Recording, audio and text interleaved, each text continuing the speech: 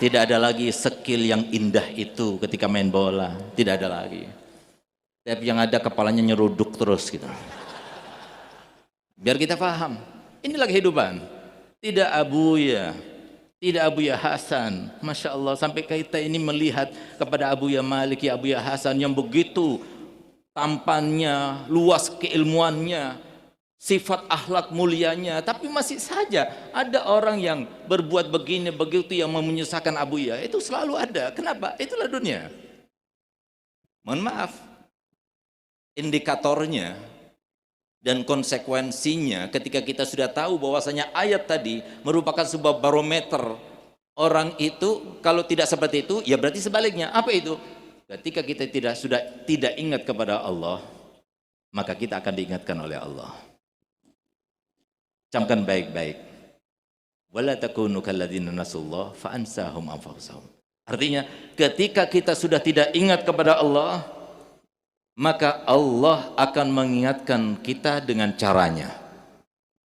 Saya mau bertanya, kapan kita tulus ikhlas 100% ingat kepada Allah? Ketika sholat kadang-kadang tidak. Tapi ingat ikhlas kepada Allah ketika ada kematian. Ingat ikhlas kepada Allah ketika ada kesusahan. Ingat ikhlas kepada Allah ketika kita sakit dan sebagainya. Baru kita ingat pada Allah. Apakah perlu Allah Ta'ala memberikan semacam itu baru kita ingat pada Allah? Dalam setiap waktu, setiap saat, setiap detik harus kita ingat Allah.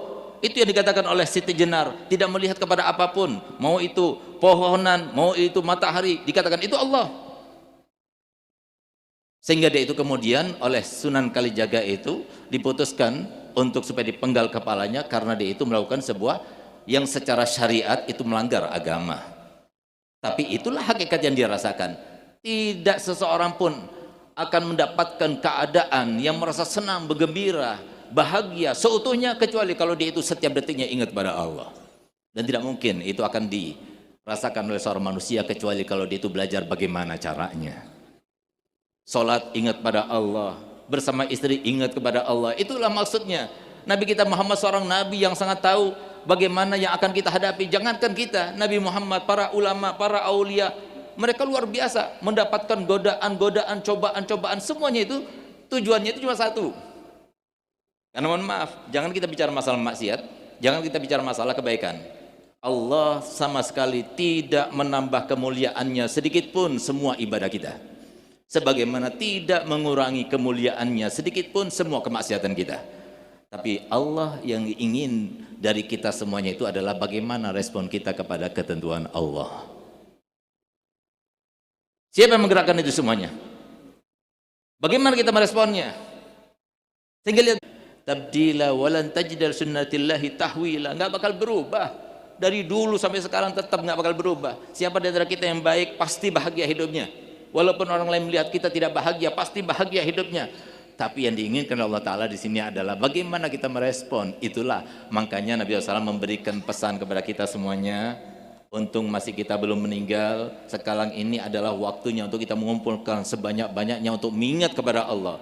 Begitu terjadi suatu kejadian, terucap suatu ucapan, terjadi suatu keadaan, langsung kita ingat Allah. Itu tujuannya kita hidup.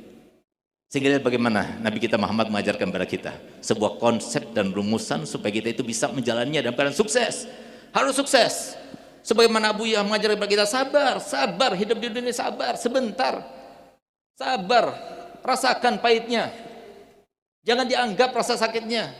Tapi harapan selalu munculkan, harapan untuk bermimpi Nabi Muhammad, harapan nanti di alam barzah kita bersama Nabi Muhammad, harapan nanti di alam mahsyar kita bersanding dengan Nabi Muhammad, harapan nanti kita melewati sirat bersama Nabi Muhammad, harapan nanti kita bertetangga dan setiap hari melihat Nabi Muhammad. Itu yang harus kita besar-besarkan. Kalau yang kita lewati harus semacam itu. Jangankan kita, Nabi SAW sendiri yang beliau telah menyampaikan, bahkan kita sampai lupa bahwasanya itu adalah sasaran kehidupan kita. Apapun yang kita miliki, mau uang yang banyak, mau jabatan yang sangat tinggi, tetap tidak akan terlepas daripada apa yang dinyatakan Allah Ta'ala dalam Al-Quran. Laqad khalaqnal insana fi kabad. Kami ciptakan manusia selalu dalam kesusahan. Imam Hasan al-Basri mengatakan, tama'antu wa tafakkartu fid dunya faidah hiya daru ghammin wa hammin wa fitnatin wa bala'in wa masih wa zalika lahdatun ta'ud. Aku perhatikan dunia ini kayak gimana sih dunia.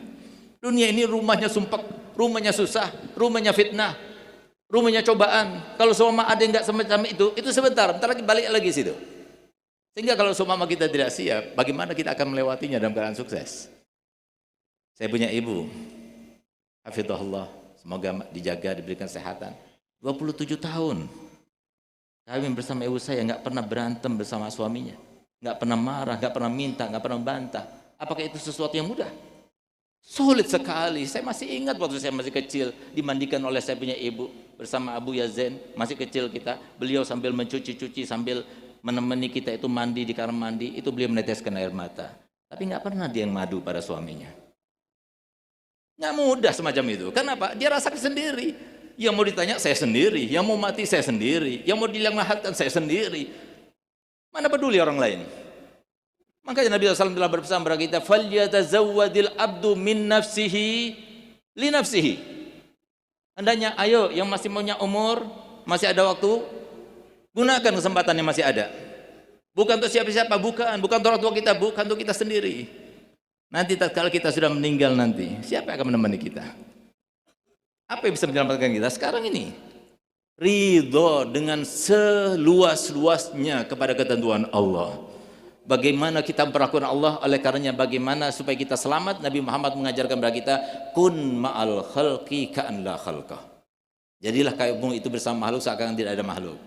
Yang menggerakkan Allah. Kita ini semuanya, guru kita, orang tua kita, semuanya itu adalah makhluk yang Allah yang menggerakkan semuanya.